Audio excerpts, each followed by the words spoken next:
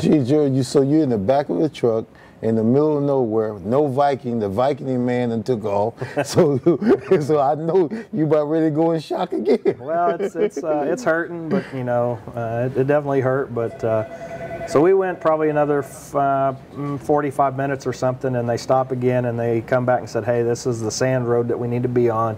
This will get us to Highway 2. This will get us to where we need to be." I said, "Okay, great." And he said, "Now we can probably at least go, you know, 30, 40 miles an hour, so we can, you know, get more time by." So once we got going on the road, they had a radio in their truck and had been radioing back and forward, and but they couldn't get hold of anybody.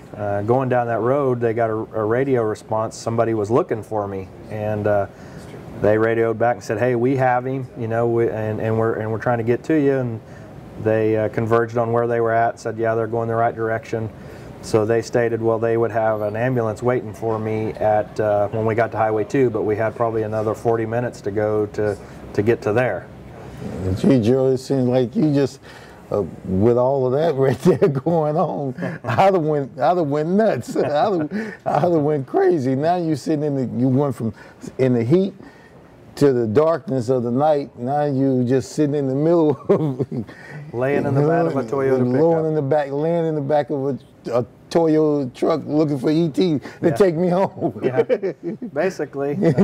Finally, we do get to Highway 2, and I can see the red and blue lights going off from an ambulance from laying in the back of the truck, and so we get there, and ambulance drivers they get me out and put me on a backboard and put me on a gurney, and I asked them, I said, "Where are you taking me?" And they couldn't speak any English. So the gentleman that had been driving me, he come around and talked to him, and they said, "We're going to take you right around the corner. This is a Red Cross ambulance."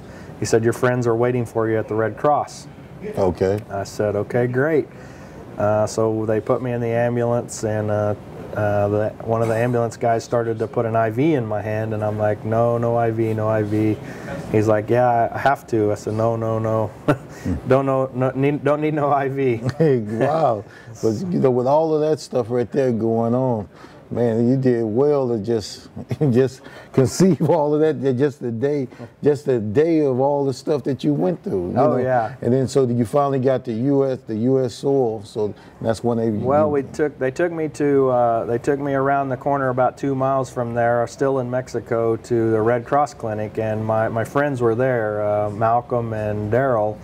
Daryl was the one that had gotten lost earlier in the day in the desert. Well, what had happened, the guy in the race truck and my friend Malcolm had found the Red Cross clinic, and the Red Cross had been driving around out in the desert for 3 or 4 hours in an ambulance looking for me. Okay. But I had already been picked up. Okay. But in driving around out there, they found my friend Daryl that had no lights and was about out of fuel, so he was sitting on a corner out there, figuring he's going to spend the night in the darkness until daylight come and hope somebody would find him. Man, that'll be enough right there. Just drive me crazy right there. Yeah, so they got him, they picked him up and had to leave his bike out in the wilderness, and they had made the decision that they were going to take me to Mexicali and get me across the border and call 911, a U.S. ambulance, 911, take me to a hospital. So the guys in the race truck said, "Hey, we're going to stay out here at the Ponderosa, and we will go by and pick your bike up, and we'll take it to the Ponderosa. It'll be safe there, and then your chase truck drivers or whatever can pick it up there." So he was glad to hear that he wouldn't lose his bike. That was, you know, I know this poor guy right here didn't know what to do. You know, out there. No. He got his buddy out there. He don't know where he's at. Think the coyotes and got a hold to him. Right. Yeah, exactly. So they, I tried to give the gentleman that had given me a ride all night. I had some money in my backpack that I'd changed when I went across the border into Mexican money, and I tried to give him all the money that I had, and he wouldn't take any money. And I said, "Sir," I said, "Man, you've wasted, you know, all night. I know both your vehicles are out of fuel." He said, "You know, it's karma. I ride a motorcycle, and I'm not taking a dime from you." That was really cool. That was neat right there. was To really still nice. have people to do that. You Yeah, know? strangers. Yeah. So that was really cool. So they, my friend Malcolm got in the ambulance with me. They took me about an hour down, and had to go through a couple of military checkpoints, and about an hour later we get to Mexicali and get across the border. Fortunately, I'd had a copy of my passport in my backpack.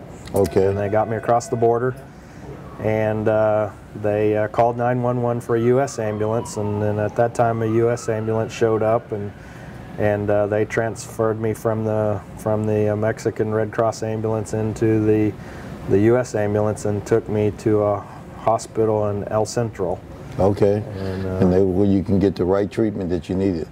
Well, they got me in and x-rayed me, and started off by x-raying every part of my body but my right leg. I'm explaining to them that my right leg is broke, and so finally they do x-ray my right leg, and I hear the x-ray tech go, "Oh shit." No wonder this guy's hurting. So now it's the next morning. Now you're on the next morning now. Yeah, we're into, it's about probably 2 or 3 o'clock in the morning now, and so they finally do x-ray my right leg and concur that it is broken. They push me back into my room, and in the emergency room, and I'm talking with my friend Malcolm, and they come in and say, "Hey, we're going to catheterize you, and we're going to put an IV in you." And I'm like, "Whoa, wait a minute. Well, I don't need to be catheterized right now." And they said, "Well, we got a helicopter on the way for you. We don't have an orthopedic doctor at this hospital. You need to go to San Diego." And so I said, "Well," I said, "How far is San Diego?" They're like, "Well, it's 150 miles. And they said, you've got a life-threatening break there in your leg." And I said, "You don't understand where I've came from. You don't understand the road to get to here." I said, "Just stick me in an ambulance, you know." And they said, "Well, no." They said, I lost that argument. So they said they've got a helicopter coming for me. So shortly after that, you hear the helicopter come in, and they come in and they wrap me up in a blanket and get me all strapped on and everything. Well, originally, when the Mexicans had put me on a backboard and they had transferred me into the U.S. ambulance, I heard the backboard kind of give way. Oh, so this is... And so you can see this was my trophy. This is half of the backboard that gave way, that all my fellow riders there and stuff signed off on and brought back for me for my trophy.